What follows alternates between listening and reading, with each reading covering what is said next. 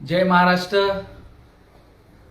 मी आपला माणूस ईश्वर तायडे काही अत्यंत महत्त्वाच्या कामासाठी लाईव्ह आलेलो आहे। तुम्हाला माहिती आहे गेले 2.5 दिवस वार्ड क्रमांक 157च्या आपल्या नगरसेविका या लापता होत्या, गाढ झाल्या होत्या, दिसत नव्हत्या। रात्री त्या प्रकट झाल्या आणि आज सकाळी मातोश्रीच्या बाहेर त्यांनी सांगितलं की मी देवदर्शनाला गेली होती।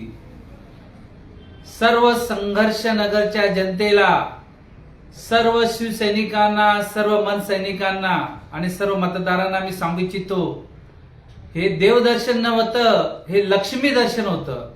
आणि हे लक्ष्मी दर्शन झालं नाही म्हणून ते परत आले। या इलेक्शनच्या अगोदरच ज्या नेत्यांनी त्यांना निवडून आणलेलं आहे त्या नेत्यांनी डील केलेली आहे आणि ऍडव्हान्स सगळं लक्ष्मी घेतलेली आहे। आणि त्यांना सांगितलं गेलं होतं की जर आपण निवडून आलात तर तुम्हाला इकडे यावं लागेल। त्या नेत्याची तशी कमिटमेंट आहे आणि नेत्यांनी त्यांना पनवेलला पळवून नेलं होतं। रात्री लक्ष्मी दर्शनची डील बरोबर झाली नाही। त्यांच्यावर खूप कर्ज आहे, खूप कर्ज आहे।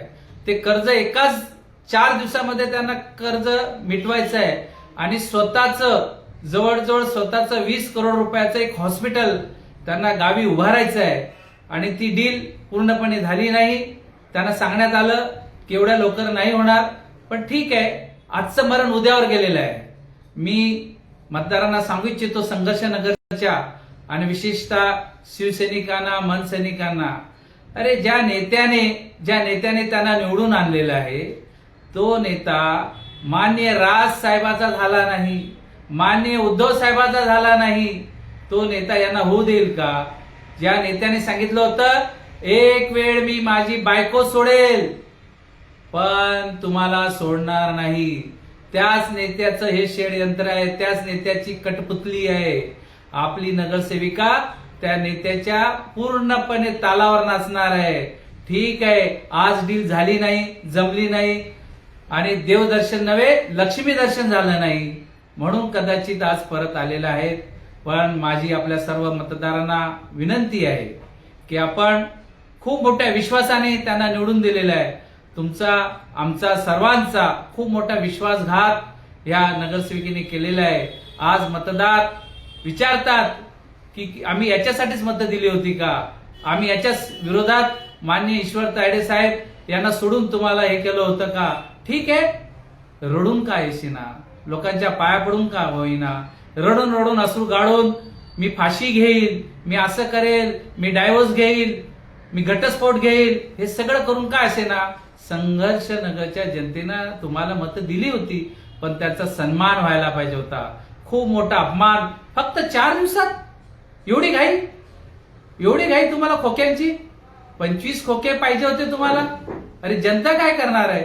4 दिवसामध्ये तुम्हाला लगेच कर्ज फिटवायचं आहे, 4 दिवसामध्ये लगेच स्वतःचं हॉस्पिटल, स्वतःचं हे करायचं आहे। अरे ज्या कार्यकर्त्यांनी दिवस रात्र तुमच्यासाठी काम केलं, ज्या मतदारांनी तुमच्यावर विश्वास ठेवला, त्यांचं काय? आणि म्हणून आपण सर्वांना माझी विनंती आहे, जो बूंद से गई वो हौद से नहीं आती।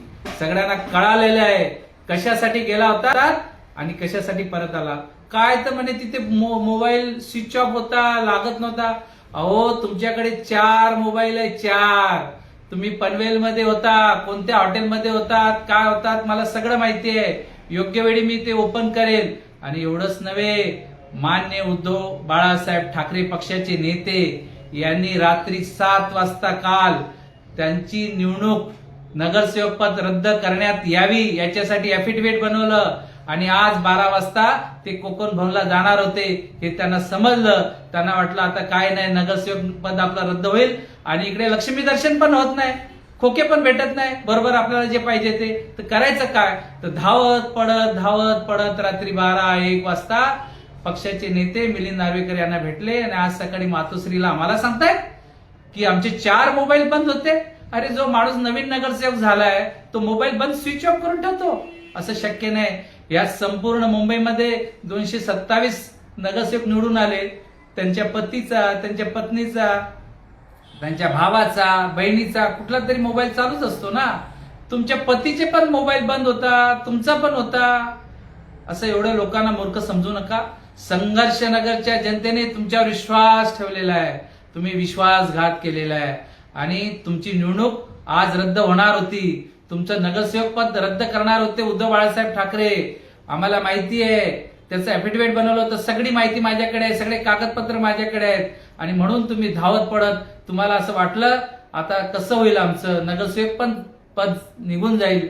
त्यामुळे तुम्ही आलात, जनतेला भेटणार, सांगणार की आम्ही देवदर्शनाला गेलो होतो, देवदर्शनाला गेलो होतो. देवदर्शन नव्हे, लक्ष्मी दर्शनाला तुम्ही गेला होतात आणि त्या लक्ष्मी दर्शन मध्ये तुमची डील पूर्ण झाली नाही.